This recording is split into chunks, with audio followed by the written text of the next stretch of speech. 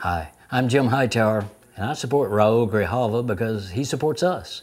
By us, I mean the ordinary workaday people in this country who are daring to stand up against the powers that be, the big shots and the bastards and the BSers who feel entitled to run roughshod over working families, over the middle class now as well as the poor, over our environment, our clean air and our water, over our very climate, over our right to democracy.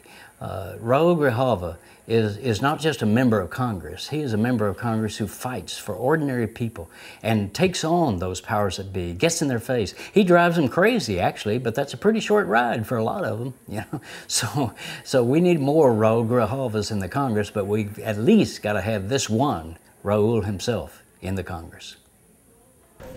Thank you for allowing a scruffy Texas populace to come in here and be a part of this Grijalva-palooza. In celebration of this champion of all things progressive and in rededication to his re-election to the Congress of the United States of America.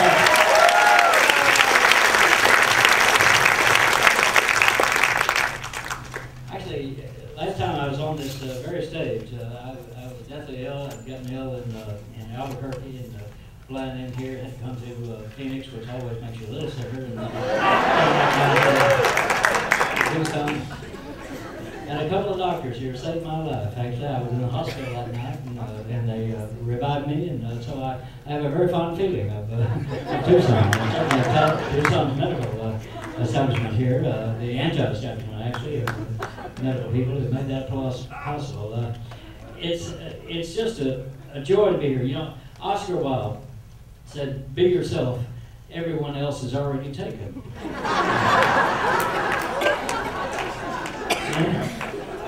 You cannot be more yourself than this mucho mustachioed and mucho respected fighter for the people. A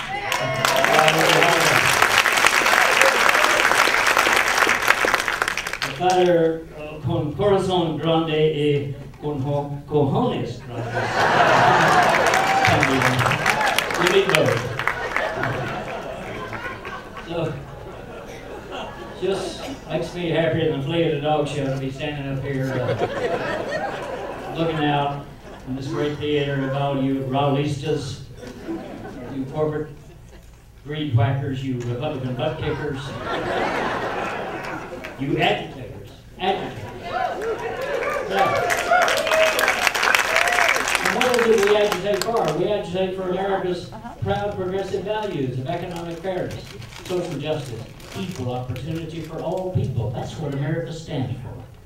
That's why we are Democrats. That's why we are Americans. So I'm proud to stand with you in support of this rare congressional bird who consistently stands with the people for common sense and for the common good. We've got this slogan here, truth to power.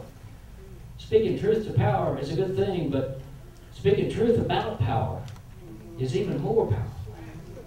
And that's what Raul does again and again. He dares to tell the truth about what they're doing to us. Who's getting what, from whom and why, out of the legislation coming out of Washington. Raul Grijalva is not afraid and not hesitant at all to piss off the greedheads and the boneheads and the cokeheads.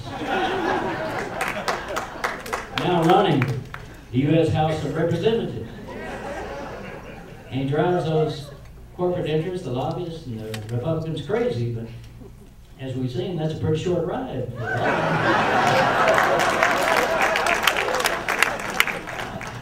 In my town of Austin, there's an old motel, got an iconic marquee out front, says no additives, no preservatives, corporate free since 1938. That's our guy. Corporate free. That's why he can do that. And I come to you not merely from Austin, but from South Austin. On the other side of the river, we've got a little different attitude. That's where Molly Ivins and myself and others live. Our unofficial slogan over there is, we're all here because we're not all there.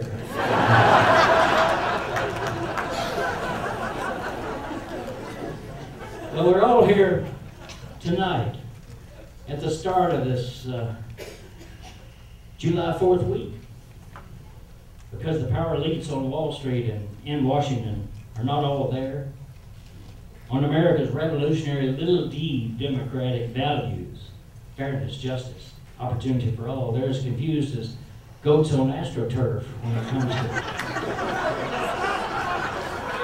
comprehending the essential essence of fairness, justice, and by the power elites, let me just say straight out, I mean the privatizers and the downsizers, the Goldman Sachers and the Rosemont extractors, the warmongers and the fearmongers, the bosses and big shots, the bastards and the bullshitters who feel entitled to run roughshod over the rest of us. They feel entitled not only to get theirs, but also to take ours.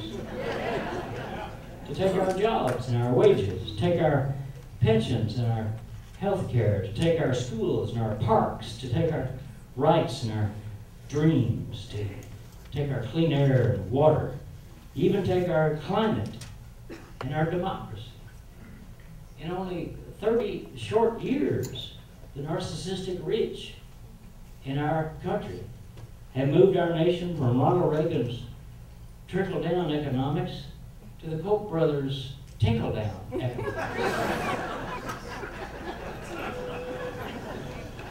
We see it in the Wall Street banksters who knocked our economy to the ground with their greed. But now they're back getting their multi-million-dollar bonuses, while the victims of their narcissism are getting pink slips and eviction notices. And yet the banksters want us to feel good about them. They say, well, yes, but yes, we did make a lot of money, but because we make a lot of money, don't you see that we're able to be philanthropists? There can be no philanthropy without the wealth that we accumulate. Goldman Sachs, Lloyd Blankfein, the head of that, 2 years ago, they set aside $20 billion for their banker bonuses. And they said, well, yeah, but we also set $1 billion aside for charity.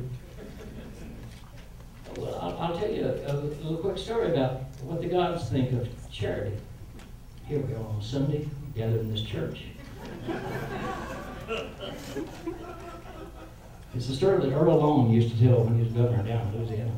He told about a rich man who died and tried to get into heaven. But you know, if you'd gone to that little Methodist church that I did in Denison, Texas, trying to grow up there, you'd know that you don't just walk into heaven. You got to appear before the pearly gates. And there's an angel outside going to review your life. And then St. Peter sitting back here, he's going to render judgment about whether you get to come in or not. And so here comes this rich man. And the angel looks over his life and said, my God, you never did no good for nobody, no way. What are you doing here? And the rich man said, well, now, that's not entirely true. He said, in 1924, there was that time that the widow lady on the street needed a car fare home, and I gave her a nickel. Angel said, so? He said, well, there was that blind man on the street in 1934. I put a nickel in his cup. And the angel said, this didn't make up for a life of greed. But the rich man said, yeah, but I have a consistent pattern of philanthropy.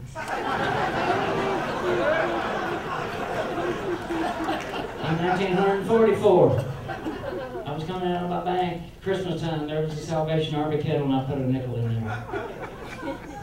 And the angel turns back to St. Peter and said, what are we going to do with this man? And St. Peter said, give him back his 15 cents and tell him to go to hell.